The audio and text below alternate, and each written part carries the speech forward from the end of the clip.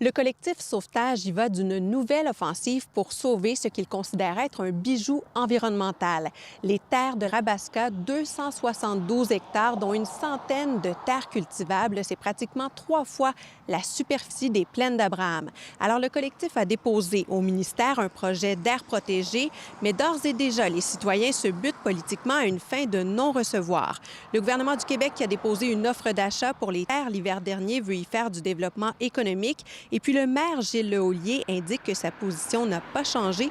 Il veut lui aussi un parc industriel. Alors le collectif demande aujourd'hui l'écoute du maire. Nous, on lui demanderait une ouverture d'esprit du moment où ces terres-là deviennent publiques. C'est l'ensemble des Québécois qui l'achètent, ce terrain-là, et d'approuver l'étude du projet tout simplement. C'est même pas un engagement à le réaliser, c'est de permettre à un ministère de poursuivre l'analyse, puis d'offrir à la population un éventail d'options. Nous, on entend là, que ça va être un parc industriel qui va avoir des industries maritimes. La filière batterie a aussi été mentionnée. Bien, à un moment donné, ce serait le temps de lever le voile puis de dire aux citoyens qu'est-ce qu'ils entendent faire là. Là, on a la chance d'avoir un territoire qui comprend des milieux sensibles, des milieux humides, de la forêt, de l'agriculture. On se retrouve devant quoi? Devant un veto d'un élu municipal. La Ville de Lévis a jusqu'au 29 novembre pour adopter une résolution d'appui au projet.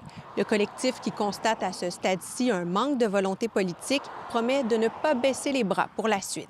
Ici Marie-Ève Trudel, Radio-Canada, Lévis.